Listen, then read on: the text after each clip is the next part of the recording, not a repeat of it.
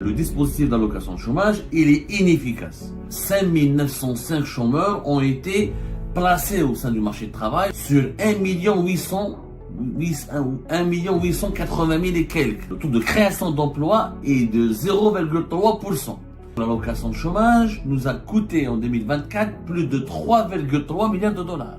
Le nombre des chômeurs a explosé. On est passé de presque 4 millions de chômeurs à plus de 6 millions de chômeurs. Cette allocation de chômage a inciter les jeunes chômeurs algériens à s'identifier auprès de l'ANEM, l'Agence nationale de l'emploi, et s'inscrire pour demander l'allocation de chômage. 3,3 milliards de dollars qui ont été dépensés pour donner une allocation à des chômeurs et finalement, uniquement 0,3% de ces chômeurs ont été recrutés. Cette allocation chômage est une connerie. L'Algérie est le seul pays au monde qui finance le chômage. Les autres pays, ils ont une assurance chômage. Tu travailles, tu cotises, quand tu perds ton travail, tu touches du chômage. Mais l'Algérie finance le chômage. Tu travailles pas, tu cotises pas, mais tu touches du chômage. Eh ben c'est du jamais vu. L'État donne de l'argent pour que tu restes chômeur. Le dispositif d'allocation de chômage, il est inefficace. Sur 1 880 000 et quelques bénéficiaires au mois de pratiquement le mois de septembre, le mois de novembre, décembre 2024, uniquement 5905 chômeurs ont été placés au sein du marché du travail, ou ont été recrutés ou ont pu trouver de l'emploi. Sur 1 880 000 et quelques, 5900 chômeurs ont pu bénéficier d'un emploi, ont pu trouver un emploi. C'est extrêmement peu, pour ne pas dire ridicule, médiocre. Ça veut dire que le taux de recrutement, le taux de création d'emplois est de 0,3%. Je rappelle que l'allocation de chômage nous a coûté en 2024 plus de 3,3 milliards de dollars. Donc il est normal, il est légitime, pour ne pas dire même obligatoire et salutaire de la part de la Cour des comptes, de vérifier l'utilité, l'efficacité de ce dispositif qui coûte beaucoup d'argent à l'État algérien. Ce problème de sanctions, de censure, de la dictature du mensonge et du silence. Moi, je vais parler de la dictature du silence et du mensonge. Depuis juin 2022, l'Agence nationale de l'emploi n'a plus publié les bulletins de statistiques sur la situation du chômage en Algérie. Pourquoi? Parce que, à cause de l'allocation chômage qui a été imposée, qui a été appliquée en mars 2022, au départ 13 000 dinars, ensuite à partir de février 2023, elle a été augmentée jusqu'à 15 000 dinars, le nombre des chômeurs a explosé. On est passé de presque 4 millions de chômeurs à plus de 6 millions de chômeurs. Et le nombre ne cesse d'exploser puisque cette allocation de chômage a incité les jeunes chômeurs algériens à s'identifier auprès de l'ANEM, l'Agence nationale de l'emploi, et s'inscrire pour demander l'allocation de chômage. Donc les vrais chiffres du chômage, l'allocation de chômage qui nous a coûté très cher, qui est inefficace, elle a un seul point positif, c'est qu'elle nous a permis de connaître réellement le nombre des chômeurs dans le pays. Puisqu'auparavant, les chômeurs algériens, ça ne les intéressait pas de s'inscrire au niveau de l'ANEM, puisque pour trouver de travail en Algérie, il faut des connaissances, du bouche à oreille, ou du favoritisme, ou la débrouillardise, se débrouiller tout seul, se démerder tout seul. L'ANEM, en Algérie, elle propose des sous-emplois, des emplois précaires, mal payés, ou à des durées très limitées. Donc l'ANEM n'a jamais été populaire en Algérie, n'a jamais été populaire, sauf dans certaines régions de l'intérieur du pays, puisque l'ANEM avait des contacts avec les collectivités locales, certaines entreprises étatiques et publiques, elle faisait du placement de travailleurs, mais toujours pour des conditions précaires et limitées. C'est pas des CDI, c'est des CDD ou des contrats précaires. Donc les jeunes Algériens vous préférez se démerder tout seul, se débrouiller tout seul, mais ça rouage. L'allocation chômage les a attirés vers l'ANEM. Tout le monde, bien sûr, voulait profiter de ces 15 000 dinars. Pour profiter de ces 15 000 dinars, il fallait s'inscrire auprès de l'ANEM. Donc les chiffres du chômage ont explosé. La Cour des comptes, dans son rapport, non seulement n'a pas eu tort, mais elle a eu complètement raison. Et c'est injuste de sanctionner son directeur et son patron, et en plus censurer le rapport qui parle de cette situation et du bilan de l'allocation chômage, est un rapport qui est vrai, qui est salutaire, qui est important. Pourquoi le censurer?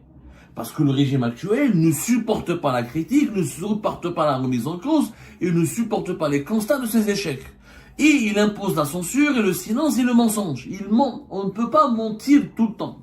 Un grand président américain qui s'appelait Abraham Lincoln, il a une grande citation sur le mensonge. Sur le mensonge au peuple. Je vais vous la lire. Il a dit, on peut tromper une partie du peuple tout le temps. Et tout le peuple une partie du temps. Mais on ne peut pas tromper tout le peuple tout le temps. Voilà. Il faut absolument que les dirigeants algériens comprennent cette citation. Je la répète, Abraham Lincoln, l'un des plus grands présidents des États-Unis d'Amérique, qui est connu aussi pour l'abolition de l'esclavage dans son pays, qui a même assumé une guerre civile dans son pays pour en finir avec l'esclavage qui était une plaie qui divisait l'Amérique.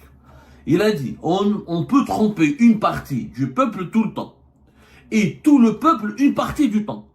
Mais on ne peut pas tromper tout le peuple tout le temps. Et donc vous ne pouvez pas mentir au peuple algérien tout le temps.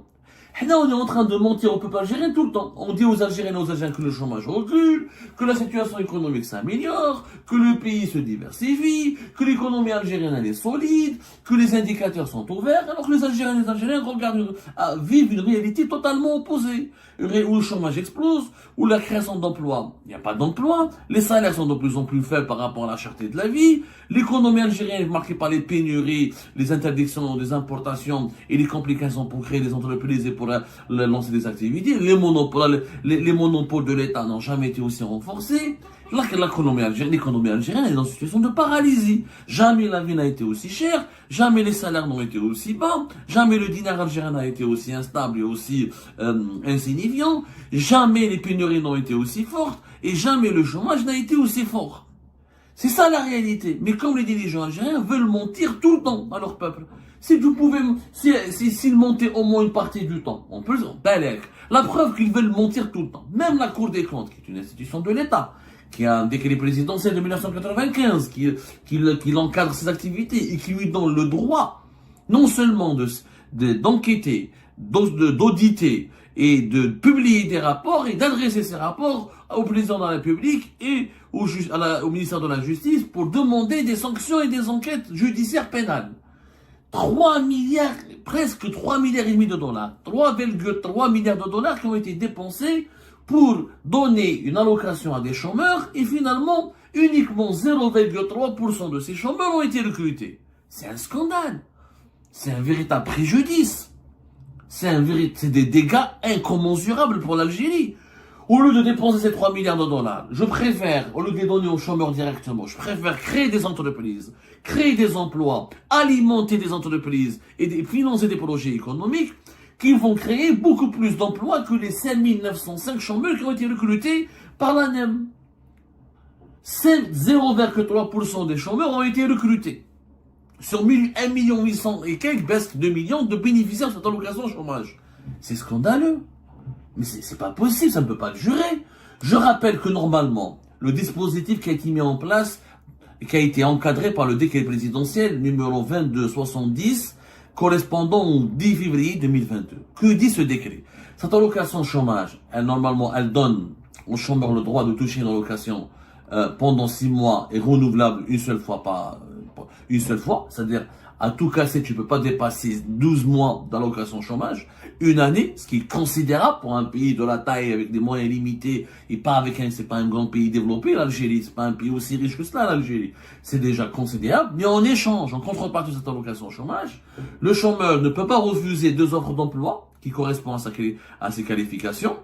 Il ne peut pas refuser une formation que lui propose l'ANEM. Et il ne peut pas refuser que l'ANEM lui propose de l'emploi dans des métiers qui sont sous tension. Voilà, le décret est clair. Le refus du bénéficiaire de 2 offres d'emploi correspondant à ses qualifications, le refus du bénéficiaire d'une formation visant à améliorer son employabilité. Et si par exemple il bénéficie d'un revenu dans le marché informel, ou que sa femme, il est marié, sa femme bénéficie d'un revenu, normalement, entraîne l'annulation de l'allocation au chômage. Cela signifie quoi? Cela signifie que l'ANEM, normalement, en échange, au moment du versement de pendant la durée du versement de cette allocation au chômage, elle était censée offrir 2 emplois, au moins, aux chômeurs. Il leur offrir une formation. Et les emplois doivent, dans le meilleur des cas, correspondre à ces qualifications, mais aussi l'ANEM a le droit de proposer aux bénéficiaires de cette allocation de chômage des emplois dans les métiers déficitaires, dans les filiales qui mettent le BTP, qui mettent l'agriculture, où il y a un manque de ressources humaines, il y a un manque de salariés, de travailleurs en Algérie. Si uniquement 0,3% des chômeurs ont été recrutés par l'ANEM, on peut trouver un emploi grâce à l'ANEM.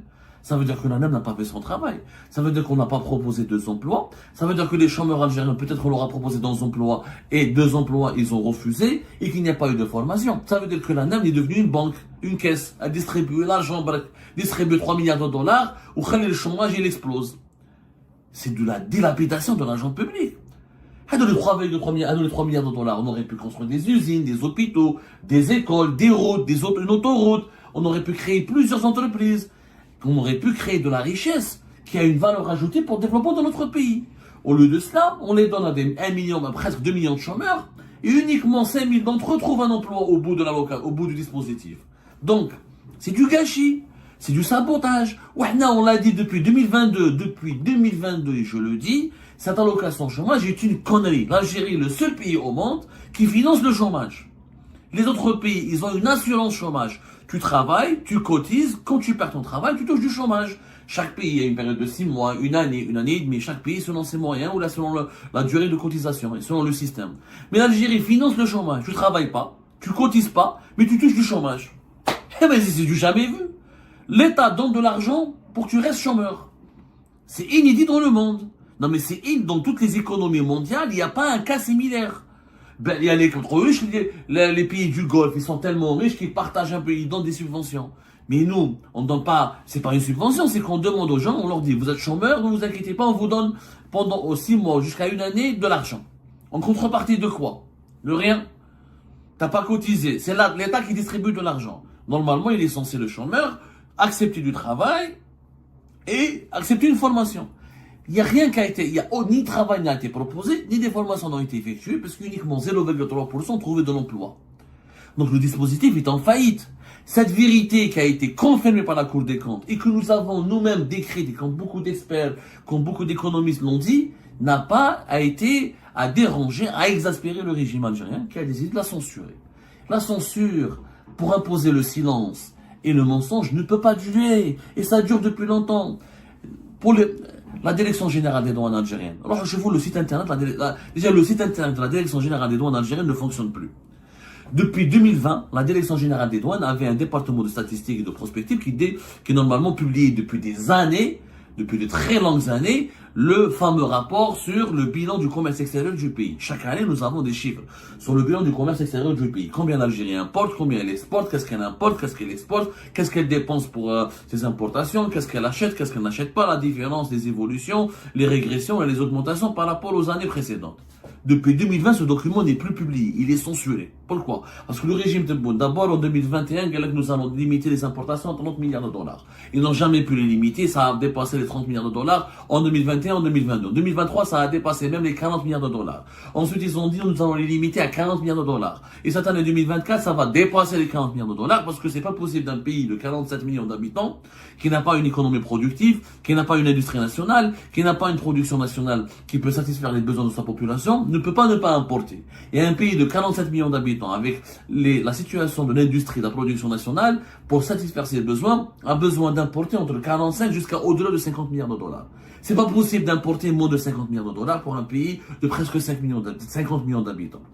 Comme eux, ils ne veulent pas que les Algériens et les Algériens connaissent les véritables statistiques sur le commerce extérieur, parce que les statistiques réelles vont démontrer l'échec de toute la politique anti-importation du régime Tebboune, parce qu'elle a occasionné davantage de pénuries, elle a aggravé l'inflation et elle a aggravé la misère sociale. Et on n'a jamais atteint les objectifs fixés, ni on a importé moins de 30 milliards de dollars, ni on a importé moins de 40 milliards de dollars. Donc qu'est-ce qu'on fait? On censure et on impose le mensonge. Le mensonge, l'Algérie contrôle ses importations. Elle ne les contrôle pas, puisque les objectifs fixés ne sont pas satisfaits. Et à chaque fois, elle est obligée d'importer parce qu'on ne produit pas.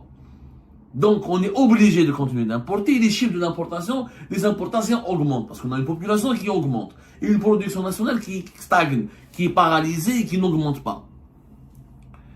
Qu'est-ce qu'on fait? On censure les chiffres. Ouais, je parle parce qu'on veut mentir au peuple algérien. Mais c'est pas possible.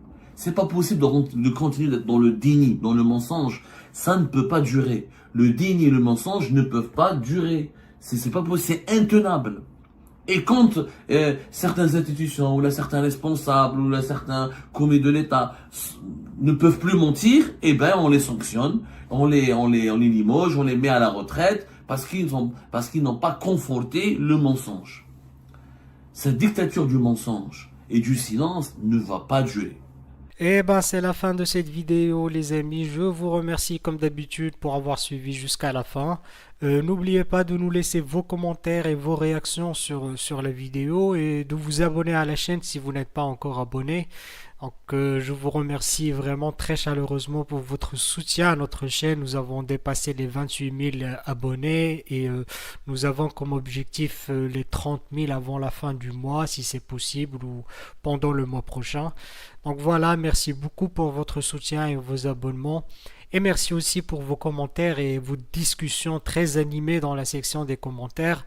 Donc, vous n'oubliez jamais de décortiquer bien un sujet sur tous les points qui ont été abordés dans la vidéo et ça fait vraiment plaisir quand moi-même je ne fais pas de commentaires, je m'appuie sur vous pour que vous puissiez bien expliquer les choses et en faire des discussions civilisées et dans tout le respect possible.